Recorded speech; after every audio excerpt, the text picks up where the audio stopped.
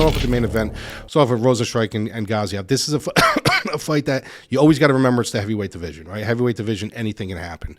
It takes one shot with these guys, and you make a mistake and you get caught, and the night's over. So I don't care if you're a minus 800 favorite.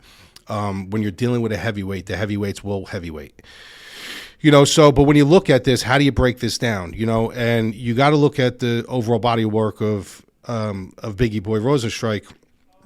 This is a guy who, he fought a lot of very good fighters, and he's had his ups and his downs. But the one thing I will tell you about this guy is that he's so stuck in his ways with his striking that he never really transcended his game. And one of the biggest holes in his game was his grappling. His grappling has always been a hole in his game. So if you literally walk into the cage with that game plan, I'm going to strike with him until I don't need to anymore, you can absolutely beat him because he's not a guy who has any kind of buck and rolls. He doesn't have any sweeps. Once he's on his back, he's like a turtle in the shell, and that's about it. And the only defense he has to that is to kind of turtling up, going to his all fours and trying to get up that way. With that, you're giving up your back. If you got somebody that knows how to grapple, he's going to take advantage of that.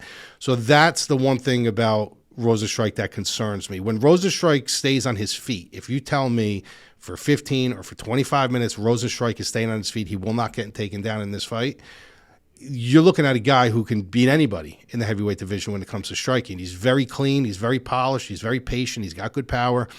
But the problem is once you get him down to the floor, he's got serious issues. Now he's taking a guy on in Gaziev who has good power as well. It's not really truly his forte, but this guy can grapple. This guy should look to take this fight to the ground. So when you're dealing with these heavyweights and you're dealing with guys that, can ultimately have the power, you don't need major power in the heavyweight division and knock another heavyweight out. You need power. And he has power, and he's a big guy. He's going to be bigger than Rozenstruik. He's 6'4". He uses up all of that heavyweight division at 265. Same reach. The thing that concerns me here is the undefeated record, 12-0. You know how I feel about that. Like, it's going to come, right? Eventually it's going to come. But this is just a guy with more paths to victory. He really does. He has more paths. I don't know if we've seen the clear blueprint on how to beat Shamil yet, but we've seen the clear blueprint on how to beat Rozenstruik.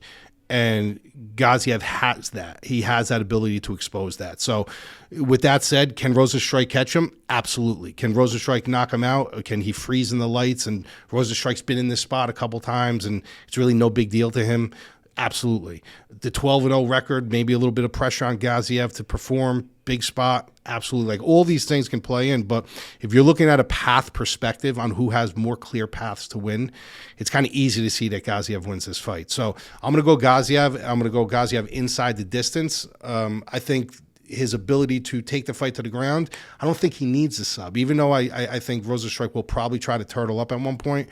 It's a situation where Shamil can maybe take the back, take the neck, or maybe just ground and pound him. He's got that big 6'4", 265 frame that when he centers his weight on top of you, a guy like Rozenstruik's going to have big issues getting up. So you might see him flattened out, turtled face down, and Gaziev finishes him that way. So I think he's going to have his pick of appetizer or dinner if he gets him into that position. If he can't get him into that position, or he decides to stand, which I think is a stupid game plan, then all of a sudden Rozenstruik's stock continues to rise as the fight goes on. But giving him 25 minutes to ground this thing, I think he only needs to ground it once or twice to finish this. So I got to go Gaziev inside the distance.